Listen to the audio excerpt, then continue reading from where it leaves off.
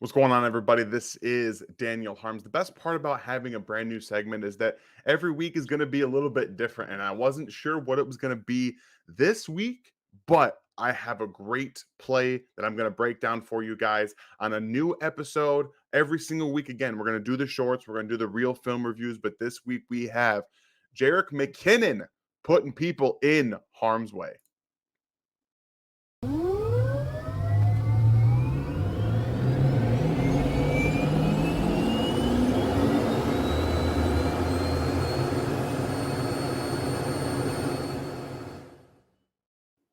I absolutely love that intro. I thank you, Ryan, so much for doing it. It makes me giddy every time I watch it. Brings me back a little bit to my own mechanic days, but that's not what we're here about. We are here about the NFL. Week 1 in the books, and we have a brand new play that I get to break down courtesy of Jerrick McKinnon. I missed this on the first watch through because in the broadcast it kind of clips it out. You don't get to see it so much, but when you see the all 22, it's a lot of fun to see what ends up happening. So let's go ahead and get into it because not only am I kind of impressed again by the innate ability that Jerrick McKinnon has to continuously be a really good pass protection player. He's just so innate and understands everything about it. But simply put, Chiefs are in their 13 personnel look once again. They have, I would imagine this was more of a bunch set. So you had Jody Fortson here. As we can see, there was a cornerback down the line of scrimmage. So you move Jody from left to right. So he's going to be in the slot on the left side here. Move it forward real quick. We'll let you guys watch it before. But make sure you keep an eye on Jerrick McKinnon. Okay. It's very important. Boom. Say goodnight. Just takes the incoming blitzer and it deposits him into the turf. Now, why is this such a fun play to look at? Because, well, once again, the Cardinals were bringing pressure, okay? What they ended up doing was essentially it's like a three-man drop. So you have 34 coming onto his zone here.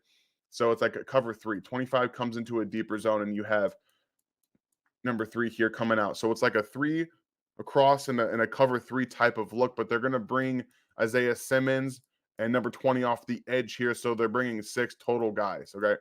So you've got blitz, obviously. So you have what is called in, any terms, a wide open middle of the field because you're going to have Travis Kelce and Noah Gray one-on-one with this apex defender on their left side. So he has to make a judgment call. He knows he has to get to the flat. So you really have wide open space between the middle of the field and the left intermediate parts of the field. The Chiefs are running, in my opinion, what should have been, hitch flat. So you have 4 guys in a 2x2 formation. It should have been one of these guys ran the wrong route, whether it was McCole Hardman or Jody Fortson. I'm not sure. They ended up running like this, which the spacing is really wrong, and you'll see what I'm talking about. But on the opposite side, you have Noah Gray releasing to the flat and Travis Kelce running just a little hitch to get down in that zone.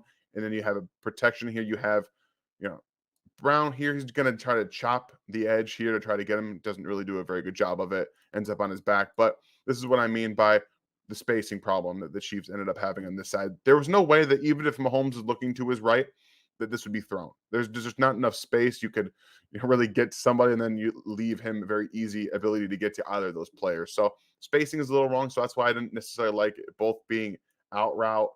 Didn't necessarily think that was what they were supposed to be running. I could be wrong. But we can see already that we have a bit of a dilemma on the left side. Mahomes is only reading the left side, but since there was a pressure brought in on both edges, Mahomes knows he has one guy, okay? So he has to figure out where he's going. He's bringing pressure down. He's coming down to the flat because we have this cornerback that shouldn't probably be as far deep because there's nobody else out here. So he got a little bit too deep in his drop going to this cover 3 type of look, like I said. And that allows a huge open area, for Travis Kelce to be wide open. Mahomes sees it, he throws it. But again, this play, it's all about Jerrick McKinnon delivering this dude into next Sunday. Woo-hoo-hoo-hoo.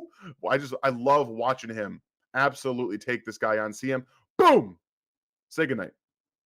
This is one of my favorite parts about seeing this. There's always somebody that kind of surprises you. And I'm so happy that Jerrick did this for us. Apparently, my dog is very happy as well. But again, just taking into Look at the coil. Look at the extension. This is the kind of stuff that we live for. Look at, I'm gonna stop this in the perfect moment to see him coil up and just take this corner.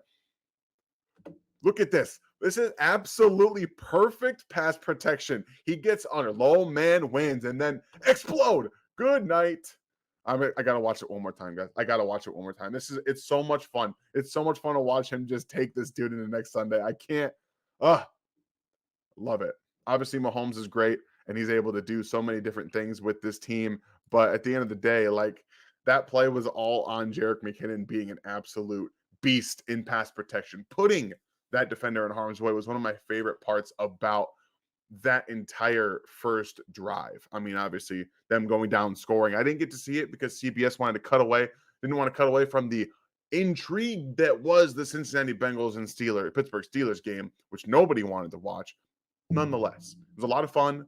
This was a great play. It was a great opportunity to display, a little short area, something that the Chiefs really dissected from the Arizona Cardinals. They took advantage of the want to have 3 guys deep and have 2 guys deep and to want to blitz. Again, the Cardinals blitzed 54% of the time.